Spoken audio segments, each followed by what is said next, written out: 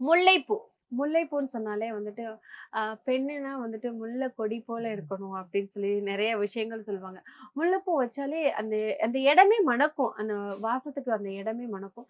முல்லைப்பூவ வச்சு எந்த கடவுள வணங்குனா சிறப்பா இருக்கும்? முல்லைப்பூவுக்கு ரொம்ப விசேஷமான கடவுள் யாருன்னா, நம்மளுடைய உச்சிஷ்ட கணபதி தான். ஓ! அவர் மறை சக்தியாக இருப்பார். அந்த பூவுக்கு மயங்காததே கிடையாது. பாம்பு கூட ஓடி வருமா அந்த பூவுக்கு. முல்லைப்பூ வாசத்துக்கு பாம்பு வரும் அப்படின்னா, செடிய வைக்கிறதுக்கே பயப்படுவாங்க. ஆ, ஆ, ஆ. பாம்பு வந்துரும் அப்படி சொல்லிட்டு. அவ்வளவு வலிமையான அந்த முல்லைப்பூவை வந்து உச்சிஷ்ட கணபதிக்கு வழிபாடு பண்ண, அதை ஈர்க்கக்கூடிய சக்தி அந்த முல்லைப்பூ. உச்சிஷ்ட கணபதியுடைய சக்தியை நம்மளுக்கு குடுக்கக்கூடியது. அந்த முல்லைப்பூ வாங்கி கொடுக்கும் அப்படின்னால, உச்சிஷ்ட கணபதிக்கு அந்த முல்லைப்பூவ பயன்படுத்துவது மிக சிறப்பாக இருக்கும். இந்த முல்லைப்பூ வந்து என்னன்னா, வசிய சக்தி குடுக்கக்கூடியது. அது கொஞ்ச நேரம் தான் இருக்கும். மத்த பூக்கள் மல்லிகைனா நம்ம வச்சிருந்து கொஞ்சம் நல்லா இருக்கும். ரொம்ப நேரம் அந்த மணமும் நிக்கும், இதுவும் நிக்கும். இது டக்குன்னு புளியம்பூ தோற்றத்தை வந்துவிடும். அது ஆமா, காய்ஞ்சிச்சுனா ஆமா. டக்குன்னு புளியப்பூ தோற்றத்தை வந்துவிடும். அதனால இது ரொம்ப நேரம் இருக்காது.